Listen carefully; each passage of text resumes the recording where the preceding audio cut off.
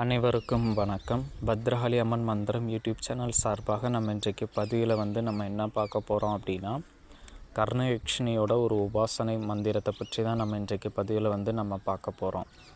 இந்த யக்ஷினிகள் மொத்தம் 64 அப்படின்னு சொல்லுவாங்க. அதில் ஒன்று தான் இந்த கர்ணயக்ஷினி. இந்த கர்ணயக்ஷினியோட பயன்கள் என்ன அப்படின்னா, இந்த யக்ஷினியை வணங்கினா நமக்கு திரிகால ஞானம் கிடைக்கும். அதாவது முக்காலத்தையும் நம்மளால் தெளிவாக அறிஞ்சு நம்மளால் குறி சொல்ல முடியும்.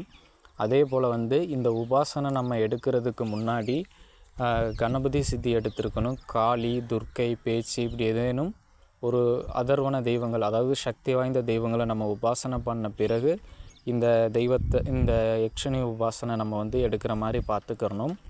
உடல்கட்டு திசைக்கட்டுன்றது அவசியம் கிடையாது. அப்படி நீங்கள் போட விருப்பம் இருந்தாலும் நீங்கள் போட்டுக்கலாம்.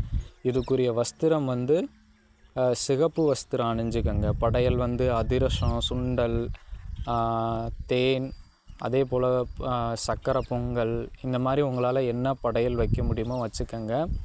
இதை நம்ம நம்ம எதில் ஆவாகனம் பண்ணுறோன்னா, விளக்கில் ஆவாகனம் பண்ணுறோம். எதிரில் காளி ஃபோட்டோவோ அல்லது துர்க்கை ஃபோட்டோவோ இருந்தால் நல்லது. இந்த மந்திரத்தை நம்ம பூஜை அறையிலேயே பண்ணலாம். அப்படி வெளியில் போய் பண்ண முடிஞ்சோன்னா இந்த ஆத்தங்கரை, குளத்தங்கரை, காடுகள், இந்த மாதிரி இடத்துல நீங்கள் பண்ணும்போது இந்த மந்திரத்தோட வைப்ரேஷன் நல்லாயிருக்கும். மிக விரைவில் இந்த மந்திரம் சித்தியாகும். இந்த மந்திரம் சித்தியாயிருச்சுன்னு நம்ம எப்படி தெரிஞ்சுக்கலாம் அப்படின்னா, கனவுல பெண் ஏதேனும் பொருட்கள் ஒரு அழகிய பெண் வடிவத்தில் உங்களை அழைச்சிட்டு போகிற மாதிரிக்கவோ இல்லை ஏதேனும் ஒரு பொருள் கொடுக்குற மாதிரிக்கவோ கனவுல வரும். இந்த மந்திரத்தில் மற்றபடி வேறு எதுவும் ஆபத்தோ பின்விளைவுகளோ எதுவும் கிடையாது. சரிங்களா? இந்த மந்திரத்தை தொடர்ந்து நீங்கள் ஜபம் பண்ணுற மாதிரி இருக்கும். மொத்தம் 1,00,000 முறை சொல்லணும். இந்த மந்திரத்தை திரும்பியும் சொல்கிறேன். ஒரு 10 மணிக்கு மேலே நீங்கள் ஆரம்பிங்க. தினமும் ஒரே நேரத்தில் நீங்கள் மந்திரம் சொல்கிற மாதிரி பார்த்துக்கங்க. பூஜை பொருட்கள் வச்சுட்டு சிவப்பு வஸ்திரம் அணிஞ்சிட்டு ருத்ராட்ச மணி மாலை கொண்டு நீங்கள் இந்த மந்திரத்தை ஜபம் பண்ணுற மாதிரி இருக்கும். இந்த மந்திரம் உங்களுக்கு சித்தி ஆகிடுச்சு, இந்த யக்ஷினி சித்தி ஆகிட்டாங்கன்னா உங்களுக்கு முக்காலம் அறிஞ்சு குறி சொல்ல முடியும். அதே போல் இந்த யக்ஷினி எப்பொழுதும் உங்கள் கூட இருந்து உங்களுக்கு நடக்க இருக்கும் நல்லது கெட்டதுகளை அனைத்தையும் இவங்க உங்ககிட்ட சொல்லுவாங்க.